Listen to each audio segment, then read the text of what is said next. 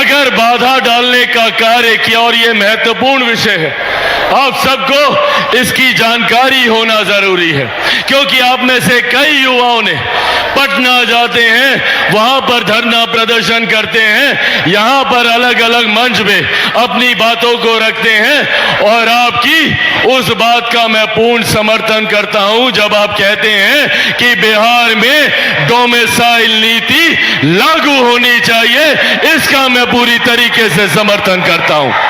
पर अगर इस डोमिसाइल नीति को हटाने का कार्य किया, अगर युवाओं के भविष्य से खिलवाड़ करने का काम किया, तो इसका जिम्मेदार कौन है?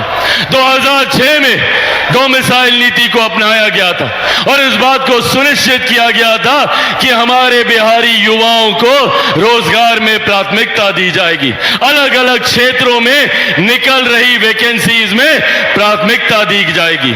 आज जो लोग कलम बांटने की बात करते हैं, जिन लोगों ने रोजगार के बदले आप लोगों की जमीन हड़पने का काम किया, उन्हीं लोगों ने डोमिसाइल नीति को भी हटाने का काम किया। 2023 में जब बिहार में महागठबंधन की सरकार थी और उसमें उप मुख्यमंत्री राजद के थे और शिक्षा मंत्री भी राजद के थे, उस दिन उस कार्यकाल में डोमिसाइल नीति को हटाने का प्रस्ताव निकाला गया था। मैं चाहता हूं कि पुनः एक ऐसी व्यवस्था तैयार हो जहां पे हमारे बिहारी युवाओं को उनका हक, उनका अधिकार मिले। डोमिसाइल नीति हम लोगों के लिए कोई खैरात नहीं है। हम लोग चाहते हैं कि बिहार जैसा राज्य जो बनिस्बत बाकी राज्यों के आज भी मुख्य धारा के साथ नहीं जुड़ पाया है, जरूरी है इस राज्य को ज्यादा से ज्यादा मदद मिले। आज दूसरे राज्यों में हमारे बिहारी युवाओं को जाना पड़ता है शिक्षा के लिए, रोजगार के लिए, पर मैं उस दिन की कल्पना करता हूं जब बिहार में लोग आए। मुझे तकलीफ होती है जब मैं ये सोचता हूं कि क्यों कभी कोई बिहार नहीं आता, क्यों बिहारियों को ही दूसरे राज्य जाना पड़ता है। क्या आप लोगों ने कभी सुना कि कोई दिल्ली का लड़का या लड़की बिहार आता हो शिक्षा के लिए? क्या कभी कोई बंबई का, महाराष्ट्र का लड़का या लड़की बिहार आया है रोजगार के लिए? तो फिर क्यों सिर्फ हम बिहारियों को ही दूसरे प्रदेश जाना पड़ता है? शिक्षा के लिए जाते हैं, रोजगार के लिए जाते हैं, और वहां किस तरीके से हमें अपमानित किया जाता है। बिहार फर्स्ट, बिहारी फर्स्ट, इसी सोच को धरातल पर उतारने का संकल्प है। मैं चाहता हूं कि आज के बाद किसी युवा को बाहर ना जाना पड़े।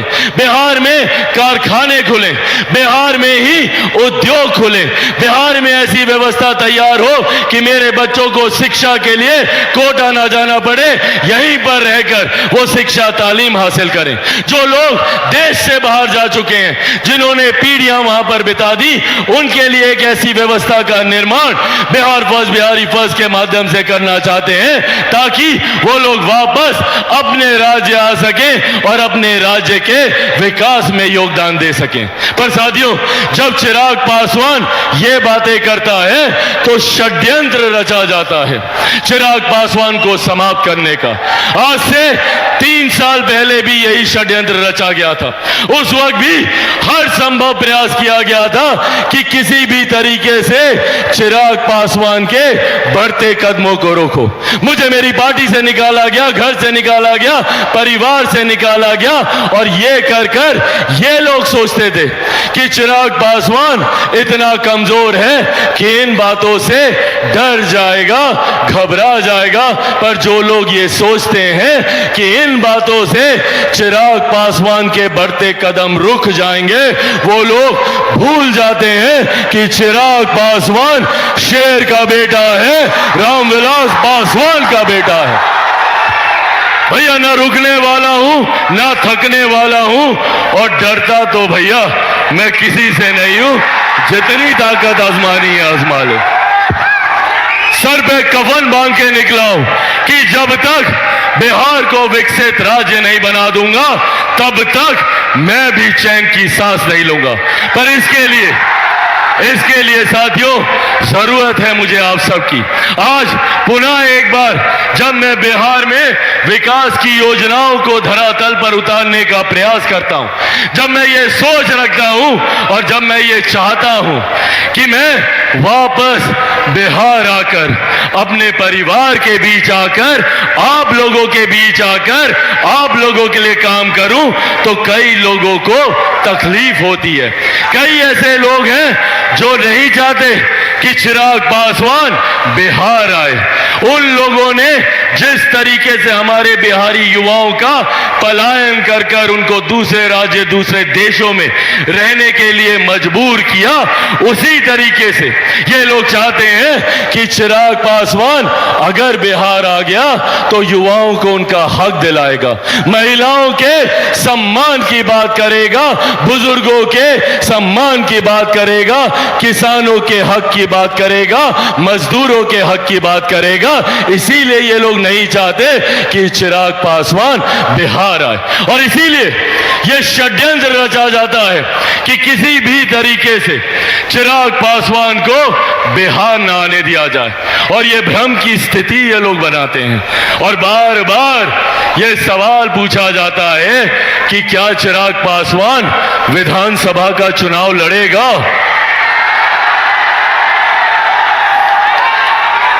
तो जब ये लोग ये सवाल पूछते हैं कि क्या चिराग पासवान विधानसभा का चुनाव लड़ेगा, तो आज सारण की इस पावन धरती से आप सबके सामने मैं ये कह के जाता हूं कि हां, मैं चुनाव लड़ूंगा।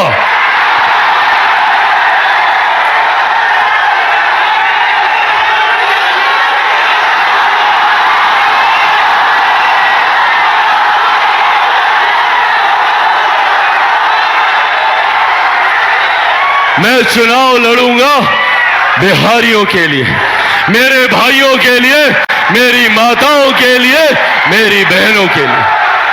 और बिहार में एक ऐसी व्यवस्था हम लोग तैयार करेंगे, एक ऐसा बिहार हम लोग तैयार करेंगे जो सही मायनों में बिहार को विकास की राह पर आगे लेकर जाएगा। गोल जहां 27 वर्षों के सफर में 17,000 से भी अधिक छात्रों ने डॉक्टर एवं इंजीनियर बनकर भरे सफलता की ऊंची उड़ान, जहां साधारण छात्र भी असाधारण सफलता प्राप्त कर बना रहे इतिहास।